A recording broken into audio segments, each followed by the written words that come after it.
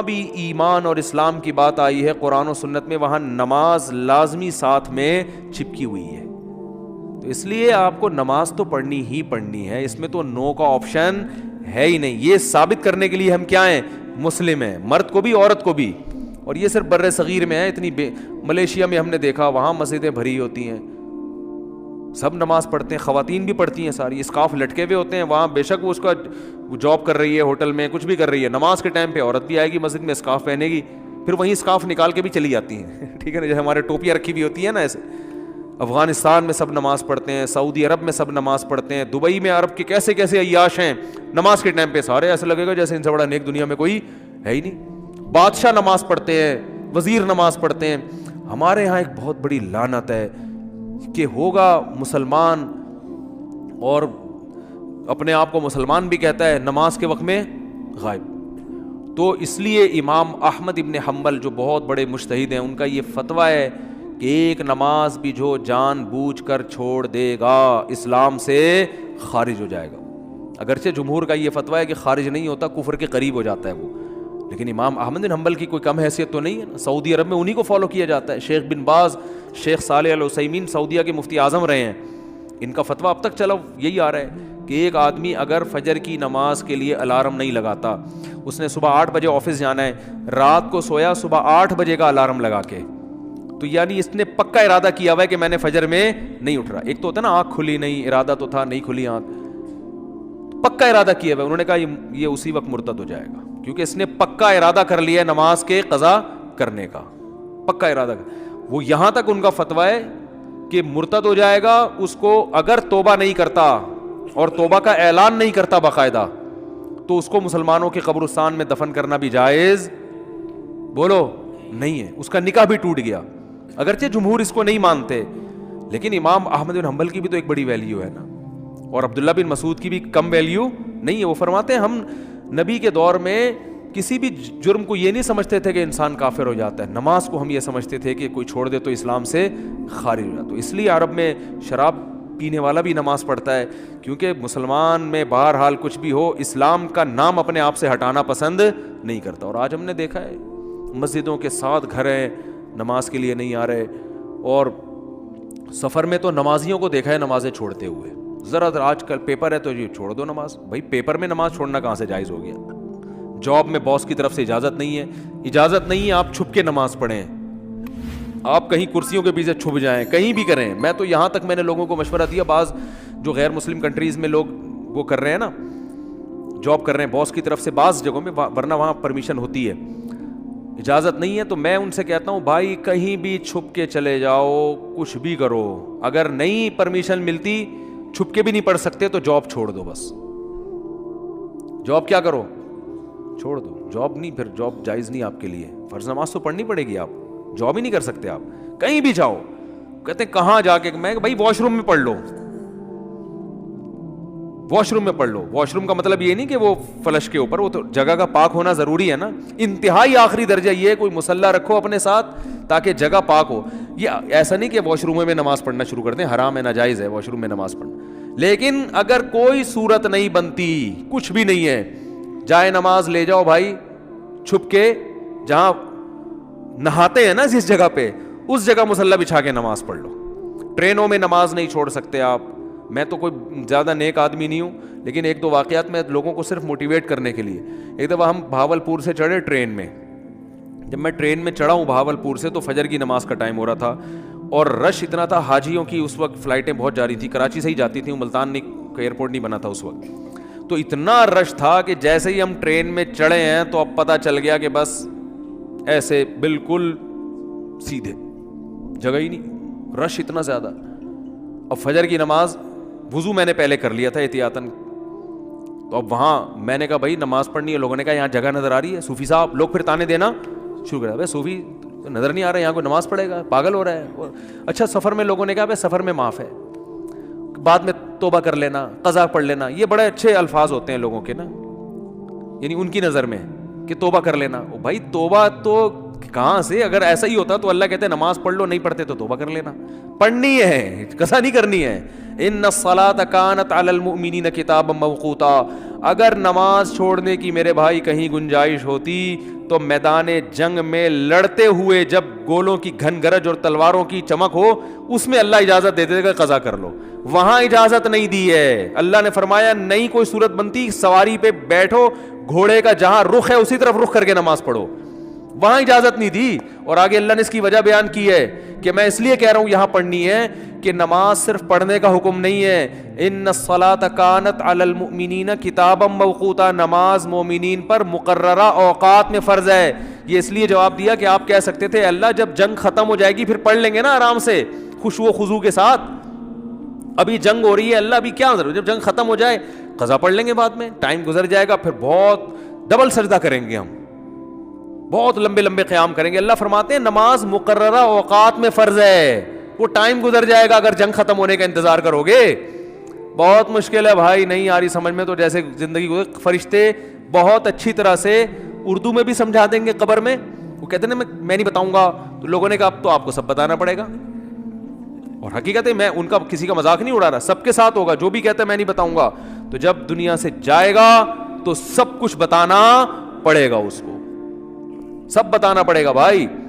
تو میدان جنگ میں اللہ کہہ رہا ہے کہ نماز مومنین پر مقررہ اوقات میں فرض ہے. تو میں ٹرین میں کھڑا ہوا تھا, میں نے کہا, انہوں نے کہا بھائی یہاں تو جگہ نہیں ہے. اچھا میری عمر بھی زیادہ نہیں تھی تو وہ ایسی تھوڑی عمر ہو تو لوگوں میں روب بھی ہوتا ہے نا. ہم نے کہا کوئی جگہ نہیں ہے. میں نے کہا تو پڑے گا بھائی, کیونکہ ہم تو ایسے چھوڑ دیں بھائی, اور سنتیں اب چلو مجبوری ہے چھوڑ دیتا ہوں, 2 فرض تو پڑھنے ہیں. لوگوں نے کہا جگہ نہیں ہے. میں نے کہا جگہ بن جائے گی, کیونکہ فرض جو نماز میں فرائض ادا کرنا بہت آسان ہے. تو میں نے کیا کیا, وہ جگہ چونکہ لوگوں کے چپل تھے تو اس میں خطرہ تھا کہ ناپاک ہوگی, تو ایک چادر تھی میرے پاس, وہ میں نے ایسے نیچے ڈال دی, بچھانے کی بھی جگہ نہیں تھی.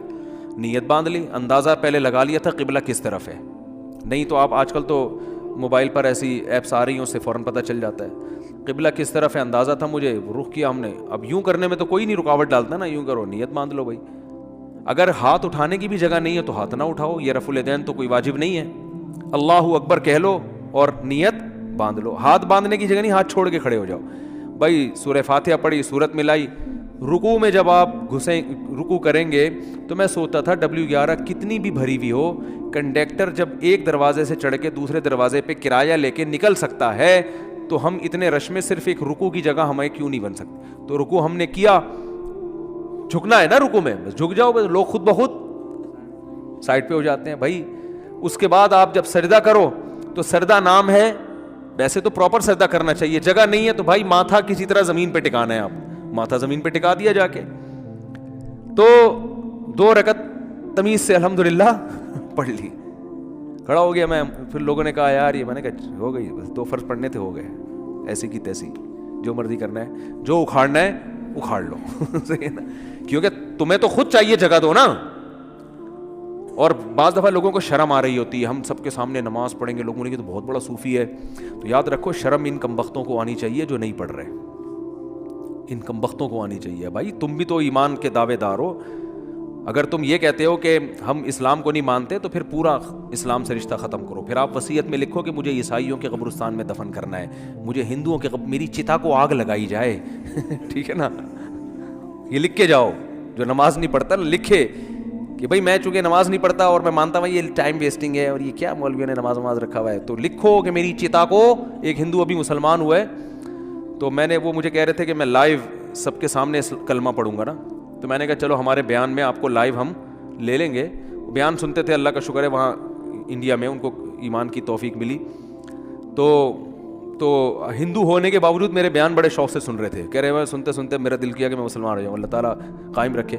تو میں نے کہا لوگوں کو موٹیویشن ملے گی, تو انہوں نے کہا میں سب کے سامنے. پھر مجھے خیال آیا بھائی اتوار میں تو ٹائم ابھی ہے, زندگی کا کوئی بھروسہ نہیں ہے. میں نے کہا اگر آپ اس سے پہلے مر گئے, انہوں نے کہا بات تو ٹھیک ہے. میں نے کہا پھر فون پہ ہی کلمہ پڑھو.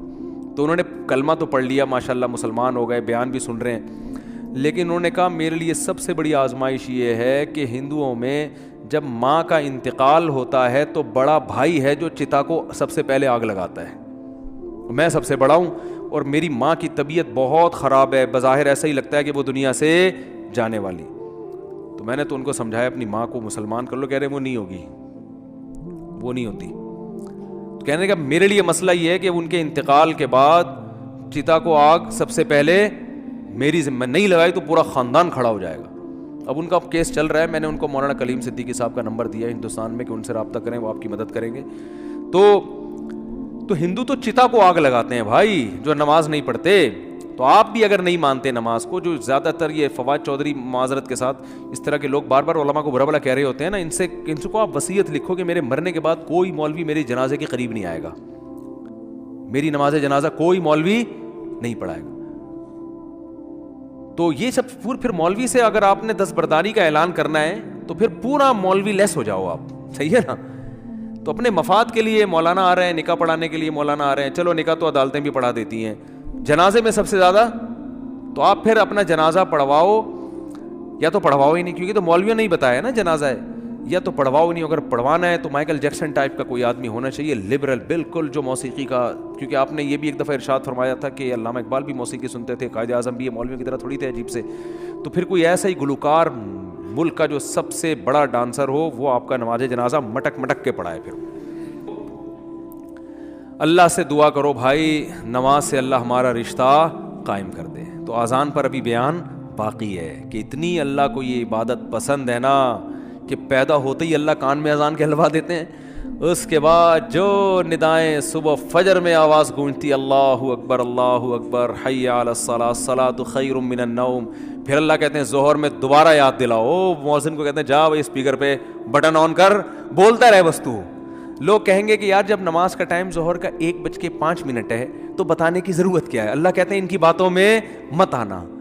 1:05 ہے تو 1:45 پہ بتا دینا ان کو کہ 15 منٹ رہ گئے, 20 منٹ رہ گئے. فجر کا ٹائم روزانہ اناؤنس ہوتا ہے, آج 6:30 پہ, آج 6:45 پہ اناؤنسمنٹ ہوتی رہے گی. اللہ کہتے ہیں اتنی اناؤنسمنٹ کافی نہیں ہے, ہر دفعہ پوری اذان ہوگی. حی علی الفلاح, آؤ کامیابی کی طرف, آؤ نماز کی طرف. حج میں اعلان نہیں ہوگا, رمضان کا اعلان نہیں ہوگا, اعلان کرنے والوں کو برطرف کر دیا, ہلال کمیٹی سے نکال دیا, ٹھیک ہے نا. نماز کا ہر دفعہ اعلان ہوگا, اور اتنی اذانیں ہوتی ہیں نا پوری دنیا میں کہ 1 سیکنڈ کے لیے بھی دنیا اذان سے خالی نہیں ہوتی, دی جا رہی ہے اس وقت سے.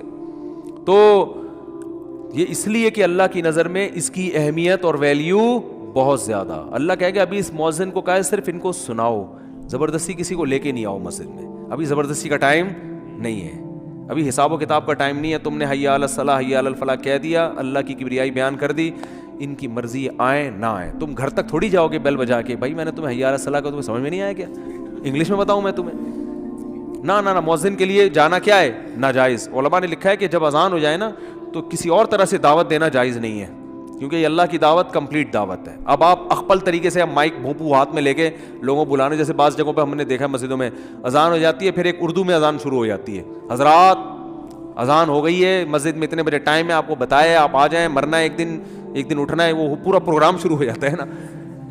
چلو زندگی میں کبھی 1 آدھ دفعہ ہو جائے تو ایک الگ بات ہے, لیکن مستقل بنیادوں پہ بھی بعض مسجدوں میں ہو رہا ہے. ہمارے چھوڑو رہنے تو اس لیے علماء نے کہا اللہ نے پراپر رکھی اس لیے کہ اب دوبارہ کسی اور دعوت کی ضرورت نہ ہو. تو اب اللہ کہتے ہیں اب آنا ہے آ, نہیں آنا نہیں آ, یہ حساب میں آخرت میں لوں گا کہ تو اتنا ڈھیٹ 1400 سال سے فضاؤں میں ہر نماز کے ٹائم پہ یہ ندا گونجتی ہے. نہ سردیوں میں اس میں ناغا ہوتا ہے, نہ گرمیوں میں ناغا ہوتا ہے, نہ راتیں لمبی ہوں تو ناغا, نہ راتیں چھوٹی ہوں, حتیٰ کہ سفر میں بھی اذان کا حکم ہے. اذان کہو, پھر جنگل میں اکیلے نماز پڑھ رہے ہو اذان کہو. یہ ایسی اللہ کو ندا پسند ہے بھائی, یاد دہانی لازمی کراؤ. تو اس لیے بھائی یہ بار بار دعوت, اذان کی اہمیت نہیں پتہ چلتی, اس سے نماز کی اہمیت پتہ چلتی ہے. تو عزم کرو زندگی میں کچھ بھی ہو جائے نماز قضا نہیں کرنی. جو جماعت کی نماز کے عادی نہیں ہے وہ کم از کم اتنا کر لیں کہ پہلا اسٹیپ یہ ہے کہ قضا نہیں ہونے دینا کسی صورت میں. پھر اگلا اسٹیپ کیا ہے, جماعت نہیں چھوڑنی کسی صورت میں. وہ جماعت اصل تو نماز ہے ہی جماعت سے, اور اگر کبھی چھوٹ جائے نا تو توبہ کرنی ہے اور اس کو قضا کر کے اگلی پڑھنی ہے. پہلے اس کی قضا پڑھنی ہے پھر اگلی, اور کچھ جرمانہ بھی رکھیں اپنے اوپر. سمجھتے ہو گے نہیں سمجھتے, اللہ تعالیٰ سمجھنے کی عمل کی توفیق